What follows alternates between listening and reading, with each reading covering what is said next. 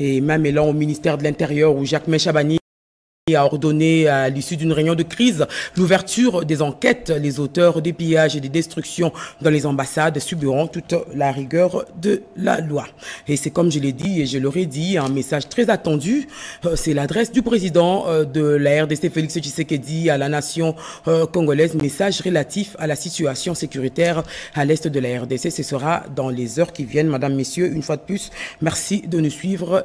Donc, nous ouvrons donc ce journal avec cet élément qui nous vient de la primature, oui, manifestation à Kinshasa, des ambassades et des commerces touchés. La première ministre qualifie ces actes d'intolérables et engage le gouvernement à rechercher et à sanctionner les auteurs. Judith Souminois a fait le constat des dégâts hier dans la soirée. Chimène Dondo. Mardi 28 janvier 2025, en fin de journée, la tension est retombée dans la ville. L'ordre a été rétabli par la police après une journée de manifestation contre l'entrée du M23 à Goma et en soutien à notre armée engagée au front. Les manifestants ont déversé leur colère sur certaines ambassades, notamment de France, de Belgique, des États-Unis, de l'Ouganda, du Kenya et sur certains commerces. Des actes intolérables pour la première ministre qui a fait le constat de dégâts dans la commune de la Gombe. Judith Souminois comprend l'expression de la furie des Kinois en solidarité au peuple de Goma, mais condamne des actes de pillage et vandalisme dans de bâtiments brûlés et de véhicules de privés calcinés. La chef du gouvernement accompagnée du vice-premier ministre, ministre de l'Intérieur et du vice-ministre des Affaires étrangères a exprimé le regret du gouvernement et a promis que les acteurs de ces actes condamnables vont être recherchés et sanctionnés. Le numéro 1 du gouvernement central appelle la population de l'ensemble du pays au calme, à la solidarité et à rassurer que son gouvernement travaille pour des solutions durables. Elle a également lancé un appel de soutien à l'armée et à la détermination du commandant suprême. Des enquêtes ouvertes pour identifier les auteurs d'actes de vandalisme constatés lors des manifestations pacifiques spontanées de la population contre la guerre de l'Est de la RDC. Des décisions fermes prises à l'issue d'une réunion de crise qu'a présidé le vice-premier ministre, ministre de l'Intérieur, Bobo Anan Mokondi. Reportage. C'est une manifestation de mécontentement que les Congolais de Kinshasa ont fait montre face à l'inaction de la communauté internationale et les silences complices de certains États occidentaux. Indifférents face à l'agression persistante du Rwanda et ses supplétifs terroristes du M23 dans l'est de la République démocratique du Congo. Des manifestations pacifiques spontanées qui ont par la suite dégénéré à vandalisme et actes de pillage. Plusieurs maisons commerciales et représentations diplomatiques ont été touchées par ces débordements. Face à ces tensions, les autorités congolaises ont exprimé leur regret et assuré que des mesures avaient été prises pour renforcer la sécurité des missions diplomatiques. À l'issue d'une réunion urgente tenue à propos et présidée par le vice-premier ministre, ministre de l'Intérieur et Sécurité, maître Jacques Chabani, en présence du gouverneur de Kinshasa et du commissaire divisionnaire adjoint de la ville de Kinshasa, des décisions fermes ont été prises. Le gouvernement comprend le cri de colère et d'exacerbation poussé par plusieurs Congolais aux souffrances infligées à nos compatriotes de l'Est, mais condamne avec véhémence les manifestations violentes sous toutes leurs formes. Présente ses vifs regrets aux pays dont les représentations diplomatiques ont fait l'objet d'actes de violence et rassure que toutes les dispositions sécuritaires ont été consécutivement prises et que les auteurs de ces actes seront recherchés, appréhendés par la police et déférés devant les instances judiciaires pour des poursuites. Quoique certaines manifestations isolées ont été enregistrées encore ce mercredi, mais rapidement étouffées par la police nationale congolaise, le calme est largement revenu à Kinshasa.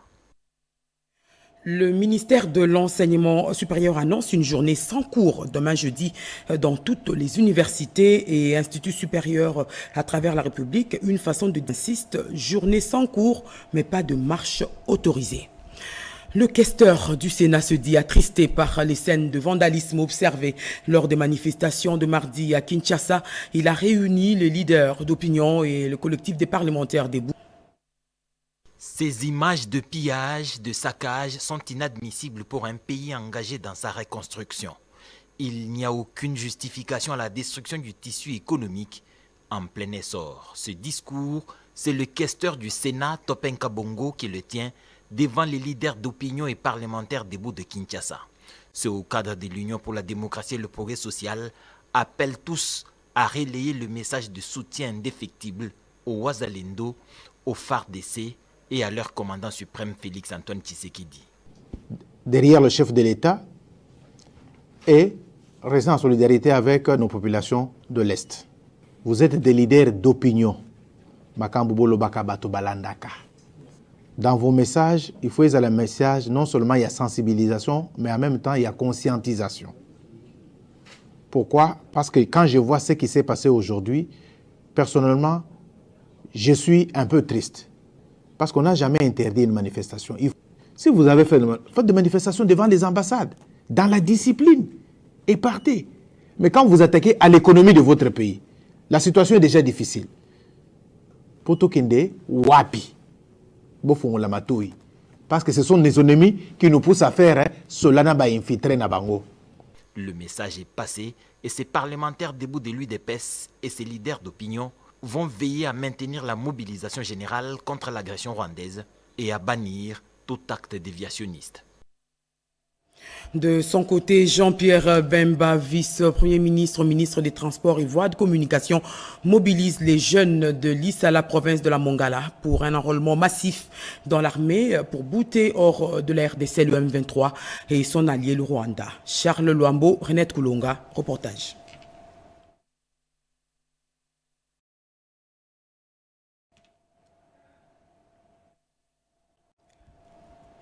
Voilà, je disais donc que Jean-Pierre Bemba, vice-premier ministre et ministre des Transports et Voies de Communication, mobilise les jeunes de l'Issala, province de la Mongala, pour un enrôlement massif dans l'armée pour bouter hors de la RDC le M23 et son allié le Rwanda. Charles Luambo, Renette Koulonga, reportage. Sur instruction du chef de l'État, Félix Antoine Tshisekedi Tshilombo, le vice-premier ministre et ministre des Transports et Voies des Communications, Jean-Pierre Bemba Gombo, a sensibilisé ce mardi 28 janvier 2025 la jeunesse de la Mongala à se faire enrôler massivement au sein des forces armées de la République démocratique du Congo, FARDC en sigle, pour défendre la patrie contre l'agression rwandaise.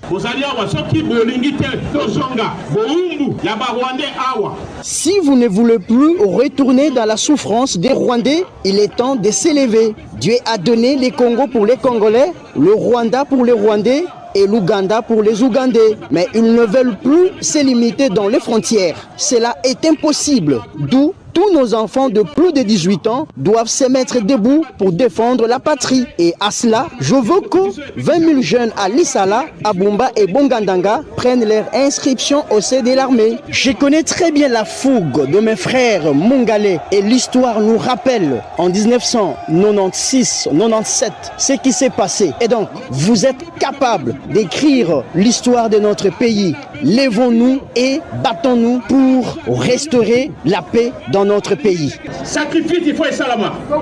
Il faut voter le main. Il faut voter le main. Avec la bénédiction du gouverneur de province, Jean-Colé Makakapa Pekaka et toute la représentation provinciale, les jeunes de la Mongala ont répondu favorablement oui à cet appel et attendent les go.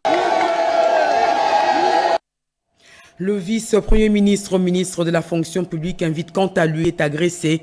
La paye des fonctionnaires ne doit connaître aucun dysfonctionnement, a-t-il dit dans ce reportage de Nadine Kilocho et de Cédric Kenina.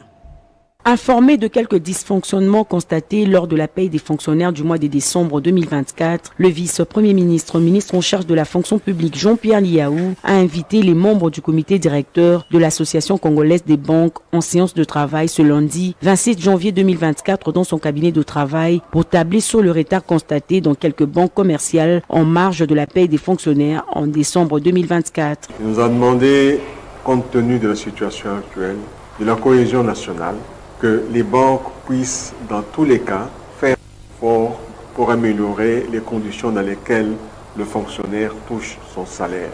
Dans son mot introductif, le vice-premier ministre Jean-Pierre Liaou a fermement condamné l'agression lâche dont fait face la République démocratique du Congo de la part du Rwanda et ses supplétifs du M23 et a rendu hommage et apporté son soutien total aux FARDC qui combattent avec bravoure l'ennemi sur le champ de bataille. Au moment où nous sommes ici réunis, notre pays, dans sa partie Est, fait face à une agression lâche, barbare, injuste de la part d'un homme et d'un régime qui ont perdu toute la raison. Ce n'est plus un secret. Aujourd'hui, plus que jamais, nous avons besoin de l'union de la nation, le rassemblement de tout le pays, derrière le président de la République, derrière les institutions, derrière nos forces armées et de forces de police, pour pouvoir résister et défendre le pays.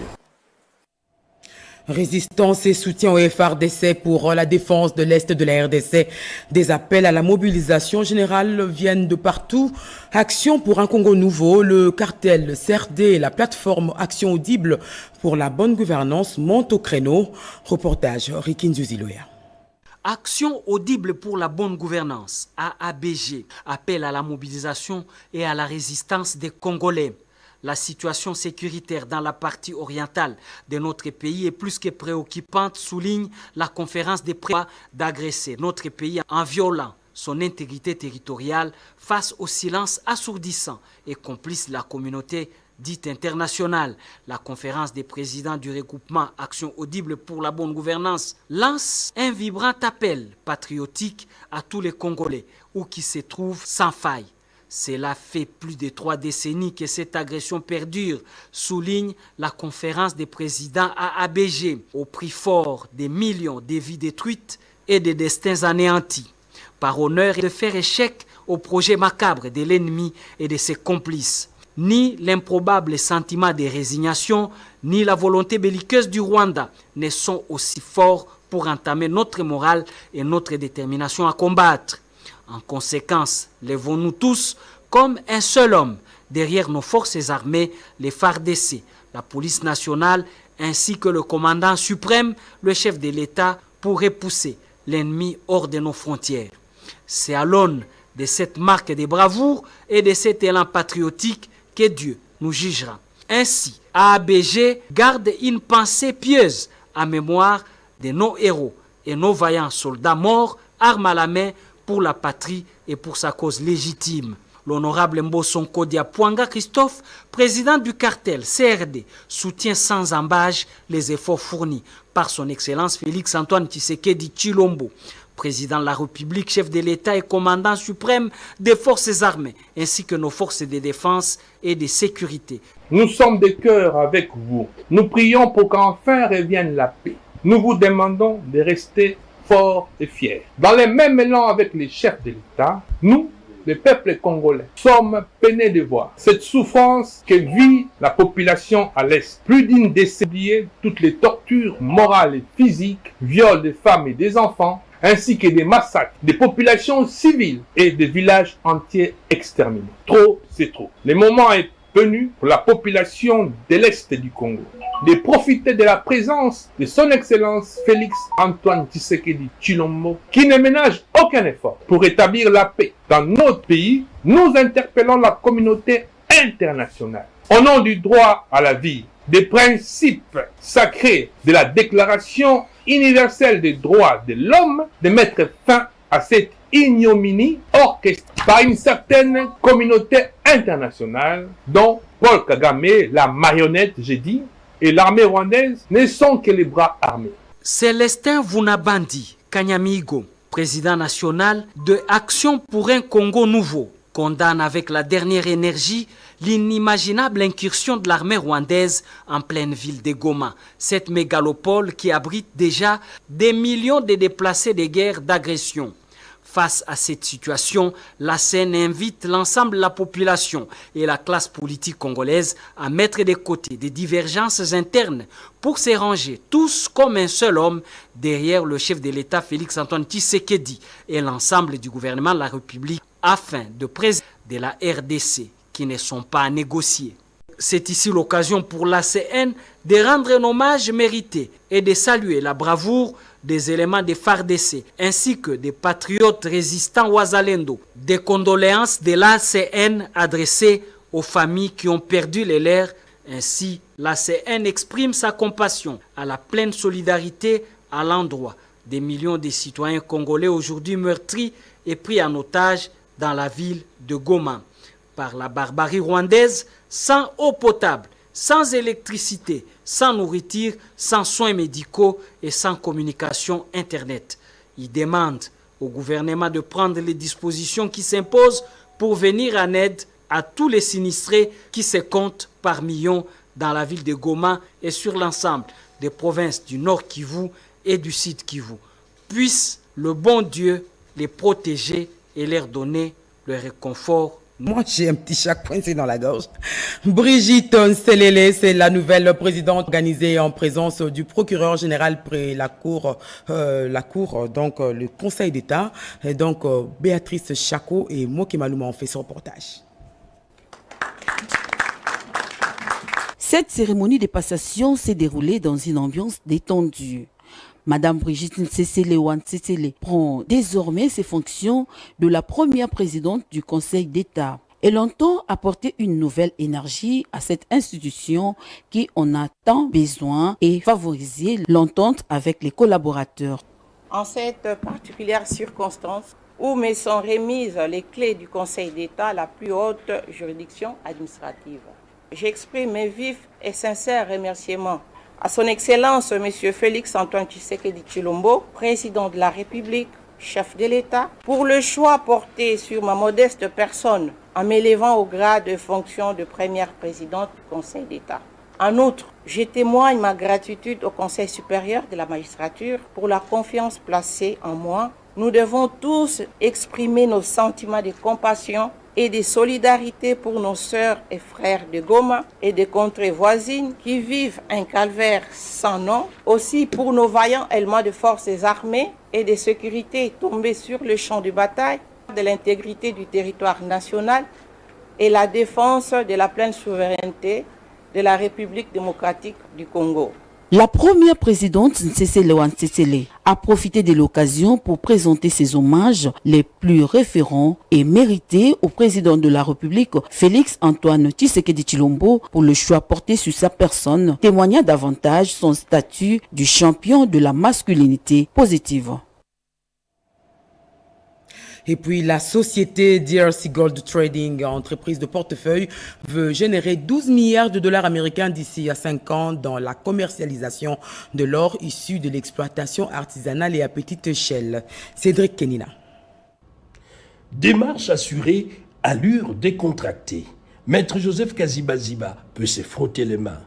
Le directeur général de DRC Gold Trading, ex-Primera, devenu entreprise du portefeuille de l'État à 100%, a validé la première exportation de l'année. 200 kg d'or achetés en toute transparence par des équipes en un claquement de doigts. Une performance inoubliable dont il est le seul à détenir les secrets. Nous sommes partis de ces erreurs du passé pendant 25 ans, où nous sommes partis de nos premiers exploits à plus de 5 tonnes d'or, l'équivalent de 400 millions de dollars émis ou tracés dans le circuit officiel du pays. Et je pense qu'aujourd'hui, avec DRC Gold Trading, la première exportation de 200 kilos là constitue encore une fois la détermination du chef de l'État de faire bénéficier à tous les Congolais des ressources naturelles qui sont le minerai que nous avions eu de la seule volonté du bon Dieu. Le 202 kilos qui inaugure 2025 viennent de succursales de Kalemi et Bukavu. Mais en dépit de la contrebande, DRC Gold, seule entreprise du portefeuille de l'État dans le domaine, commence à imprimer ses marques et les ambitions de son directeur général vont bien au-delà. 16 tonnes cette année, 12 milliards de dollars à capter d'ici 2029. Une planification qui repose sur une vision ambitieuse et une gestion axée sur les résultats. Le tout assis sur une philosophie, celle du président de la République, Félix Antoine Tshisekedi.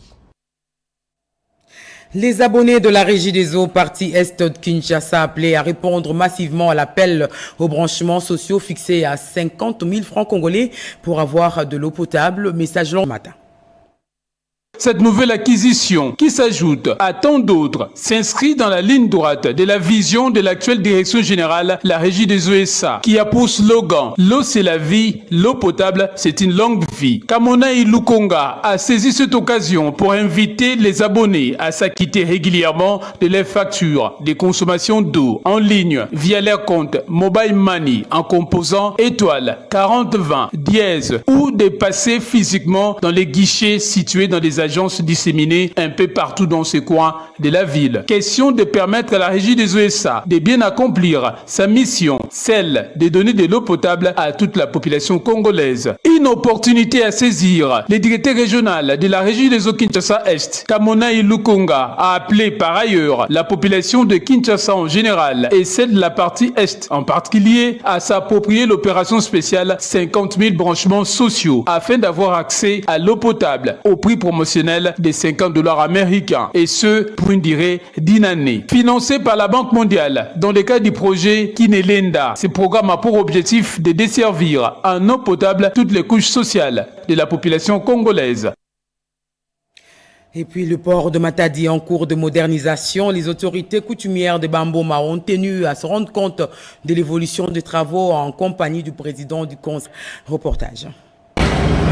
Ces chefs coutumiers Bamboma de 5 villages, Soyo, Lungu, Kinzaou, Loadi et Chimpi, ont considérablement apprécié les travaux de construction et de modernisation du terminal à conteneurs du port de Matadi avec la signature du contrat du grand groupe des génies maritimes Eiffage à hauteur de $100 millions américains. Dans les prévisions, la construction d'un nouveau quai sur pied, 350 mètres de long et 30 mètres de large, situé devant les quais 5, 6 et 7 déjà existants, 3 passerelles d'accès de 20 mètres de large, un bâtiment d'opération, un atelier, ainsi que la réfection de 7 hectares de plateformes logistiques.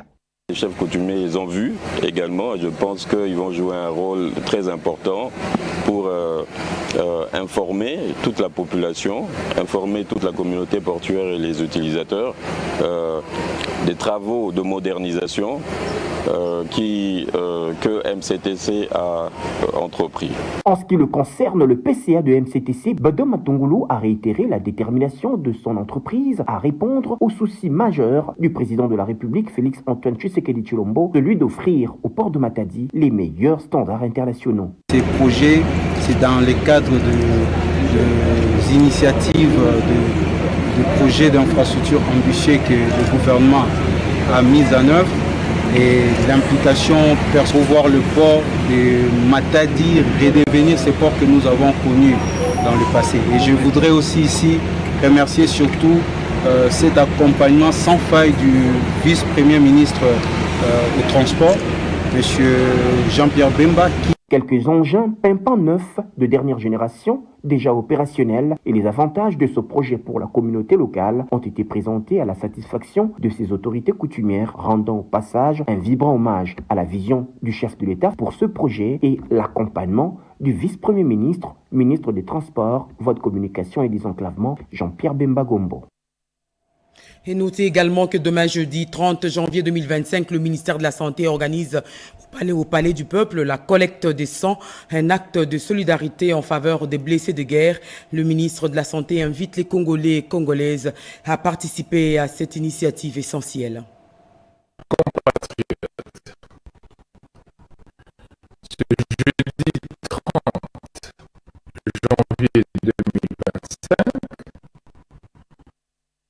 voilà, toutes nos excuses pour la mauvaise qualité sonore de cet élément. Retenez que demain, déjà au Palais du Peuple, allez donner votre sang pour ces Congolais qui sont blessés, victimes de la guerre de l'Est du pays.